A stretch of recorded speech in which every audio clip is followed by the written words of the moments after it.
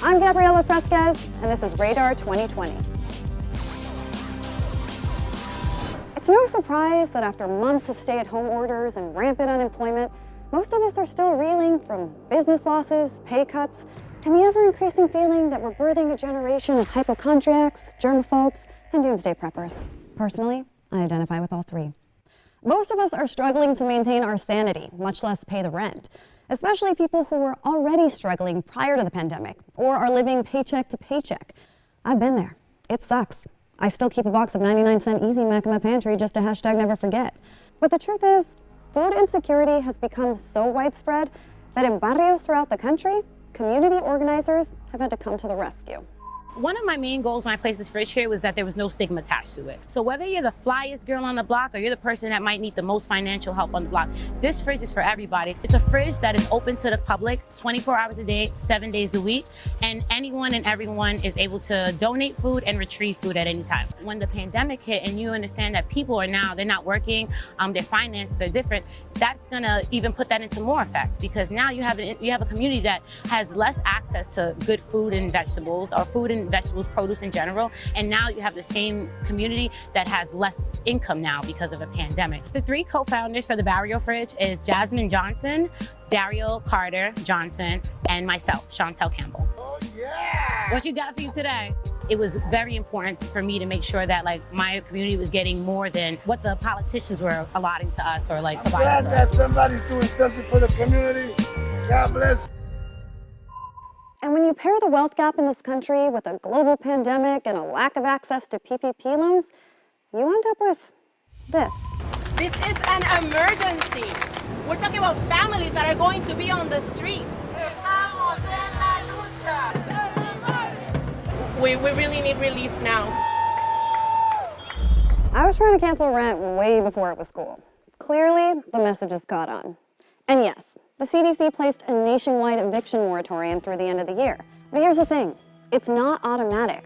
Renters have to proactively fill out forms and turn them into their landlords to qualify. But more importantly, moratoriums are only a pause on the money owed. And this historic unilateral move by the CDC didn't come equipped with any funding, which means that once we hit play come January, we'll see the beginnings of a billion-dollar rental crisis unfold. Felt like I was living the American dream, and then realized that my salary could never put a roof over my head. To meet population increase. To rent a room near her school. And the people most at risk of homelessness? Young minorities. My name is Laura Bustamante, and I've been housing insecure for 3 months. I have a task in life, and that's to give back to the community. I started volunteering a lot in the homeless shelters, paying attention to local politics, and that's kind of where my roots in Jersey City started to deepen. Laura works for the Jersey City Council and is helping develop policies meant to address the growing housing insecurity crisis. But Laura herself can't afford rent in her city. She's already $11,000 in debt, having to borrow money to secure housing for herself through college. We interviewed Laura at her girlfriend's apartment, which is already shared with another roommate, and that's where Laura will be until she can find an affordable option of her own. It doesn't seem like housing is an obtainable thing in the near future for me, and that's very scary. So one of the community leaders who actually introduced me to Laura is Emmy Teeterington. She's an expert on the national housing insecurity and a professor of social work. I think Laura, through her lived experience, has greater awareness of the urgency of this issue, a lot more so than some of our elected officials. We would be better off if we had more people with the lived experience of housing insecurity in decision-making capacities. Canceling rent, radical as it sounds, would help prevent homelessness and overcrowding, stabilize rental markets, and lift the burden off of landlords, many of whom have mortgages themselves. It's understandable that our government wants to keep citizens from becoming homeless, but that is not the role or responsibility of small property owners. Unemployed individuals, small businesses, and corporations all get government help, but small landlords don't. We need rental payments to come to us if the government is forcing us to keep tenants housed for free. We simply can't do it. Housing affordability and shortages were a huge problem in American cities well before the first case of COVID-19 made its way to our shores.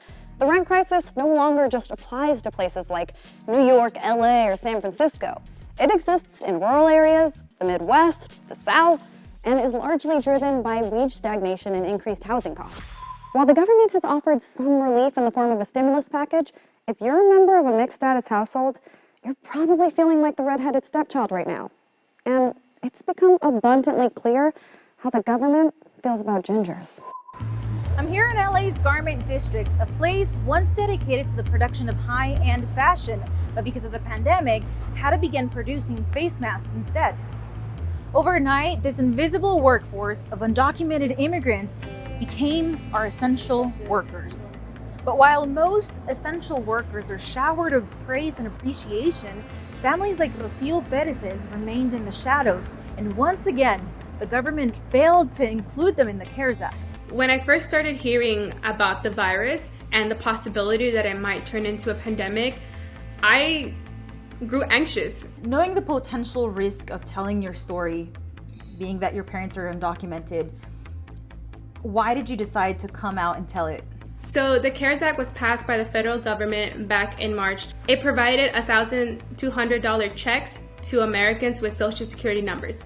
However, if you were a U.S. citizen with a Social Security number, like myself, but you were part of a mixed status family with undocumented parents, you were not eligible for that check. As a result, my entire family, not even my sister who's in college and has a Social Security number who is an American citizen, received any direct relief assistance from the government. I became frustrated because the federal government was not doing enough to help my family and immigrant families alike. I came to DC in late January when I was offered an internship with a think tank, and I have been here since. When Rocio's parents lost their job, reality hit hard. Not only did Rocio have to face the daily challenges of entering adulthood, but now she had to become the sole breadwinner of her family. With my paycheck, I started making sure my parents had enough for their rent because that rent did not stop coming. Until this day, I'm still helping them pay their rent. And my sister resumed college, so now I have to help pay her rent. The garment industry in Los Angeles is notoriously known for the wage theft capital. The working conditions in those factories are horrible, and they have no workers' rights protection. The pandemic really puts them at risk. I know it's demanding. How does it make you feel, like, tú personally, like in your own words, how does it make you feel knowing that your parents pay taxes con el ITIN number, right? And like they couldn't get helped when they most needed it from the government? Families like mine, who are composed of immigrants in my community, are the very ones keeping this country running. It is imperative that state and local officials mobilize to create legislation that help mixed status families like mine, because it will not be coming from the federal government anytime soon. Federal Reserve data shows that even during the good times, remember those? 2 in 5 Americans couldn't come up with $400 in an emergency. 2 in 5. Look around you. Someone in your life is one unexpected emergency away from regressing to a diet of dehydrated ramen and off-brand diet soda. At a time when we're all facing one unexpected emergency after another, whether it's the loss of a job or worse, the loss of a loved one. These numbers represent how dire the need for assistance in the hardest hit communities actually is. And when you look at the overall rates of income inequality for Black and brown communities, the numbers get increasingly bleak. Just ask the myriad of college students who are having to put academia on hold and work full-time to help out their families. Almost every major plan I had was kind of like put on hold or canceled altogether. So paying full tuition is just a lot for someone who's just sitting at home through the computer. It is pretty expensive to go to school. And if you're not there in person, for example, some programs have lab fees. And if you're not doing lab work, then why do you have to pay that lab fee? For work, when it all started, they did cut back some hours. So the pay stayed the same, but I didn't have enough hours to actually work in. Getting a job these days is a lot more harder. There aren't really many opportunities available at this moment. In 2016, according to the Institute for Policy Studies, Latinx people in the U.S. with a college degree had a median wealth of about $33,000 compared to white people with a high school diploma or GED who made nearly double, with a median wealth of $61,000. I used to think the clearest example of white privilege was making Crocs socially acceptable to wear in public. I was wrong. Even with college degrees, Latinx people land way behind white counterparts with no degree at all, which is a super frustrating statistic because at some point, we were all sold the lie that investing in education was the single most reliable path to financial advancement, when the truth is, we've got 99 problems, and student loan debt is pretty much all of them. And to add financial stress to economic injury, back in May of this year, the unemployment rate for Latinxes rose to almost 19%, higher than any other racial or ethnic group. And even though joblessness is a huge issue, being employed as an essential worker in environments known as coronavirus hotspots might arguably be worse. Y es algo bien duro ver papá muriendo y no puede hacer absolutamente nada. He loved the way I sang, and he was the only one. David's dad, Saul Sanchez, worked at a JBS meatpacking plant in Colorado for more than 30 years. He became the company's first non-employee to die of COVID-19. Coronavirus daña el pulmón. Los quiero mucho a todos. Y a ver qué pasa. That was the last message Saul sent his family, which is now on a quest to prove that he contracted the virus while doing his job. Su muerte fue injusta. No sé cuál es la idea de ellos de no proteger sus empleados. Like Saul, around 60,000 meatpacking and food processing workers nationwide have become infected with the virus that causes COVID-19, and over 250 have died. Telemundo Network's investigative unit interviewed workers from various plants, many of whom believe they've been exposed to the virus at work.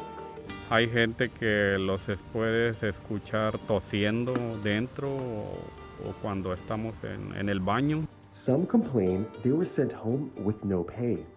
A mí se me hace injusto que no te paguen cuando te obligan a hacer una cuarentena y no te dejan ir a trabajar. Others say their jobs were threatened if they didn't show. Si voy a quarantine, tú ya sabes que yo te voy a decir que ya no vengas.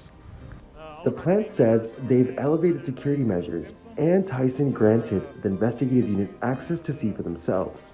There they saw things like hand sanitizer, thermal cameras, dividers, masks, and warning signs. What they didn't see is steady social distancing. Without any proof that employees became infected in their place of work, accessing things like workers' compensation or insurance coverage can be nearly impossible. JBS gifted the Sanchez family $75,000 in scholarships for Saul's grandkids.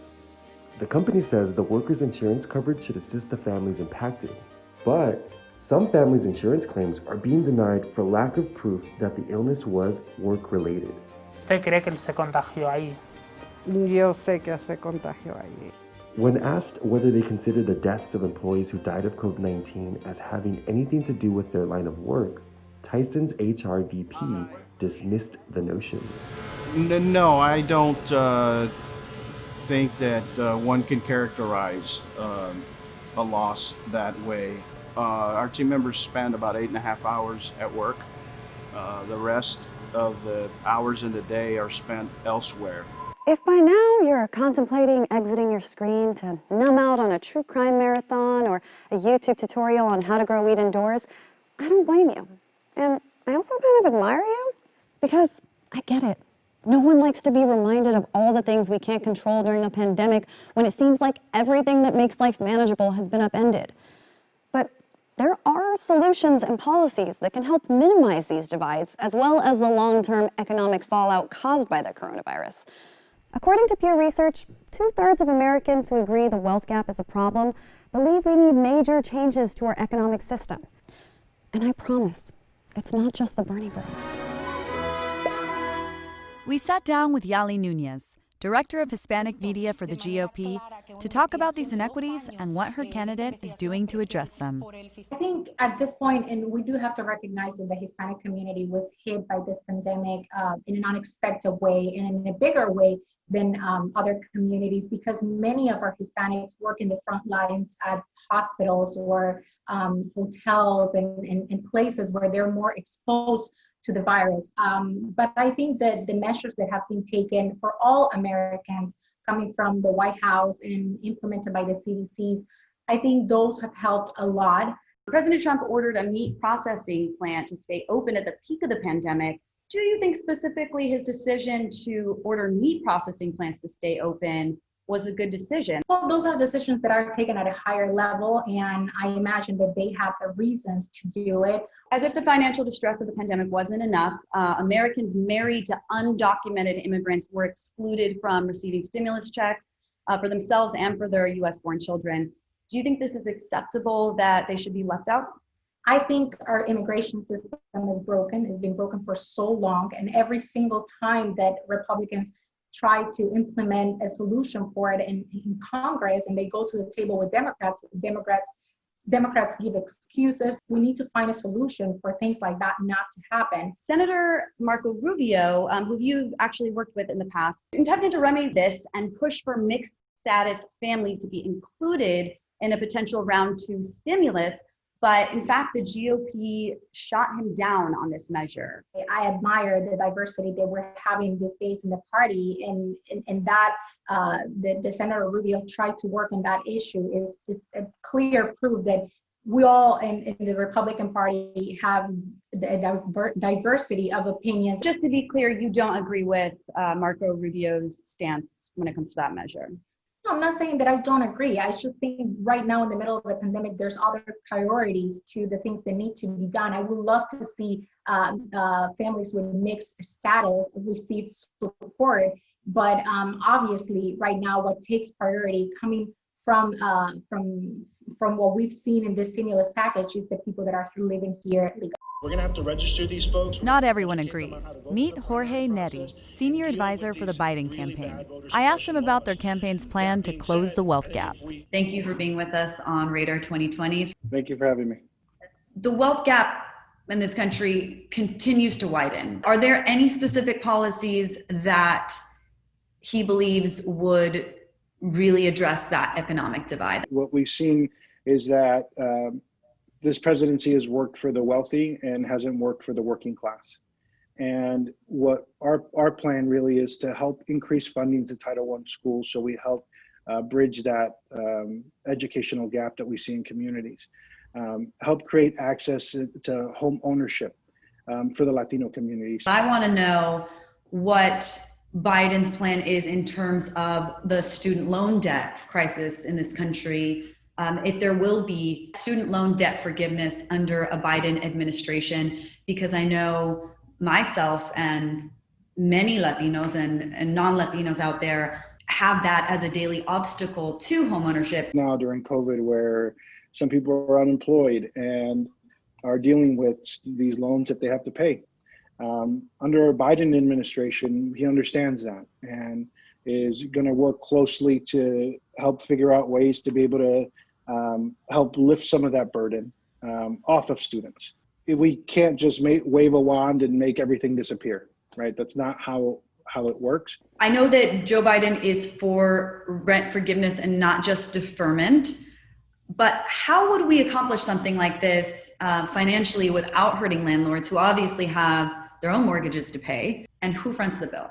It's something that needs to be figured out. It could happen on their end when they come to pay taxes. Maybe that's where we can figure out the best way to do that, where part of the stimulus bill, there's different avenues to help be able to pay for some of this, because I think what we're going under is uncharted waters. It's hard to see the light from inside the frothy haze of our quarantine bubbles, but there is a way through the corona-apocalyptic mess we've ended up in. But don't worry, I'm not going to give a pep talk on how resilient or formidable the Latinx community is, or start chanting "Si se puede" or any of that. I'm going to let an OG master do it instead.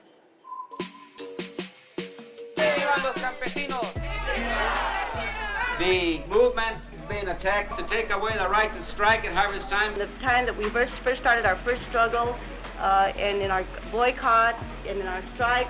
Well, it's really sad that the farm workers were not seen as essential workers, and it was organizations like Telemundo and others that brought this finally, and some of the media that said, wait a minute, we have a group of workers here that aren't being recognized, and that is the farm workers that are putting the food on our table every single day. And then, of course, the other issue that we have is the undocumented workers are not covered by unemployment insurance, you know. They are covered by disability insurance in California, but throughout the United States of America, the farm workers are not covered by unemployment insurance, except for California and Hawaii. That puts them at a big disadvantage. And then so many of our Latino community is, you know, they have pre-existing conditions like diabetes or hypertension or valley fever, things that make it more vulnerable for them when they get the COVID-19. And so we had so many deaths and so many illnesses, and that is a tragedy. A 40% increase in rent. Farm families living in county-operated labor camps march toward Visalia, California. I think activism has taken, you might say, on a new phase. We know it's very, very effective because we can see about just what's happened, you know, with the protests and the social media that's happened right now, that you see big changes that are happening. You see Confederate statues that are being, you know, taken down. You see many of the corporations that were silent on the issue of racism finally coming out and at least making some kind of a statement or putting out resources to some of these organizations that are fighting racial injustice. But I think it's got to be a step further, and including some of that activism that we, of course, been doing for the last so many decades, and that has to be stepped up a bit. And the way, of course, that people could really make sure that activism and protesting, that it actually turns into actual laws, actual legislation, because that way when we have that activism turning into a law, that means that it can be enforced, you know, it can be implemented to begin with, and that people have to be held accountable. Who knew that social media activism had an impact beyond the self-satisfaction of adding a rainbow filter to your profile photo? There's a difference between slacktivism and affecting real change, and these Latinxes are paving the way to do just that. Do you see yourself as a trailblazer for others in the community? You know, I don't think of it in those terms. I think of just doing my part. I feel like I have a really clear vision for my own future and for what I feel like is missing in the marketplace. So I try to do my part, but I definitely want to tell more Latino stories for the mainstream audience. That's my mission. Last year, you released a documentary about iconic Puerto Rican film star Raul Julia, who is probably best known for playing Gomez Adams, but so many other incredible roles. Why was it so important for you to honor his legacy? Well, I grew up, you know, as a theater actor, and I was idolizing John Leguizamo and Raul Julia because they were kind of Latinos who had made it on Broadway. Raul Julia in particular, I thought he hadn't gotten the recognition that he deserved as a Puerto Rican actor who really blazed trails and who opened up a lot of doors. How do you remain hopeful about our community and our ability to continue pushing for more representation and opportunities for the Latinx community? Well, I think if you look at the country, Latinos, we're part of the backbone of what makes this country work. And even with the unemployment and the COVID, how hard we were hit, it was because we were there taking care of everybody else. So I feel like it's important that our stories are told. And I feel like part of our, the way we're perceived in like other communities is a lot based on how we're represented in like movies and television and film and history books. So yeah, I feel like we need to take matters into our own hands. We need to own our strength and our power. A lot of times we hear this kind of pull yourself up from your bootstraps argument, but I think sometimes it's used to almost dismiss some of the systemic problems that we have in this country. Do you think that argument is fair? And also, how did you pull yourself up from your bootstraps? It's a fact that we've always done that. And so that idea of like we have to do more of it, I don't know how that makes sense as much. But I think we need to be recognized and respected for the contributions we bring to society. And then for me, myself personally, how do I do that? When I want to do something and tell a story, I don't wait for somebody to give me the green light. If it's something that I feel passionate about, I just start out and do it. And I feel like that's kind of indicative of our whole culture. It's like we don't wait, we go. If we feel like there's more opportunity somewhere else, we go. So that's been ingrained in me from a young age. Meet Ralph Rivera, movie financier and an OG Hollywood insider who's helped pave the way for Latinxes in Hollywood. You are someone who has established quite a legacy in the film industry, and in doing so, you've created many opportunities for Latinos and others in our community. Would you consider yourself someone who has sort of achieved the so-called American dream? I tell you that I've had an exciting career over the past 40, 50 years. When I first got into the business of show business, the entertainment business, there were very, very few opportunities for Latinos to get into. So I made it my business to make sure, one, that I would be properly trained to do the job. And that's why I'm a fanatic for education. Two is, how do I open up the doors for the future generations to come in and enjoy the fruits of their labor? A record 32 million Latinxes are projected to be eligible to vote in November, surpassing any other minority voting bloc. But for the majority of people in a constant state of financial worry or living under the threat of eviction, the upcoming election may well be the farthest thing from your mind. So I won't try to convince you that voting is the only answer. I will say that 32 million hermanas y primos, tíos y tías, immigrants, indigenous, and black voices all coming together to make themselves heard is a powerful figure. And let's be honest, also probably an obnoxiously loud one. I'm not yelling, I'm passionate. Armed with that much voting power, anything is possible. I'm Gabriela Fresquez for Radar 2020.